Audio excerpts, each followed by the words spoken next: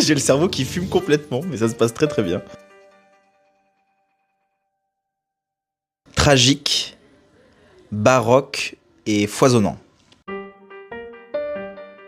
Une tragédie en Amérique latine, une forme d'Oedipe en Amérique latine, avec pour simple idée celle qu'un fils fait pendre sa mère au milieu d'un village, près d'une dictature, cette femme tient un bordel, et il s'avère que personne ne sait s'il l'a fait par amour ou par vengeance, et le but du livre c'est de savoir pourquoi.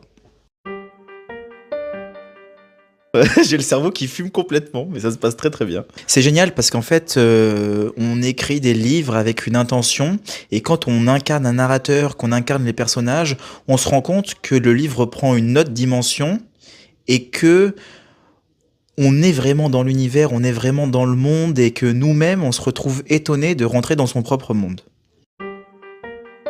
C'est une histoire qui naît d'un rêve en fait en réalité, c'est-à-dire que, j'ai vécu 1000 expériences en Amérique latine, j'ai toujours été passionné par la littérature latino-américaine parce que je viens d'une famille, d'origine italienne, immigrée du côté de mon père et créole du côté de ma mère, et toute mon enfance a été bercée de superstitions, de magique. J'ai vu mon grand-père brûler des masques africains dans le jardin en chantant des incantations. Ma grand-mère qui me racontait dans mon lit des histoires d'os qui tombaient de la cheminée, qui formaient un squelette. Voilà, donc toute mon enfance a été bercée de ce côté un peu surréaliste, magique. Et quand j'ai lu mes premiers Juan Rulfo, mes premiers Garcia Marquez, directement, j'avais l'impression qu'on parlait de ma famille, qu'on parlait de moi. Donc j'y ai laissé mon cœur dans cette littérature et dans ce continent.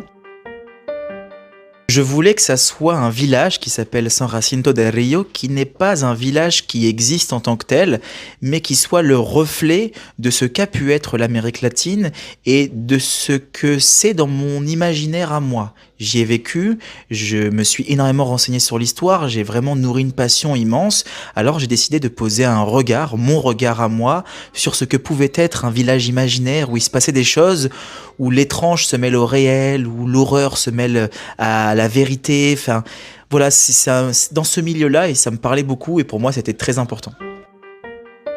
Je dis souvent bon courage car la rosa perdida, les malédictions se transmettent moins par le sang que par les récits.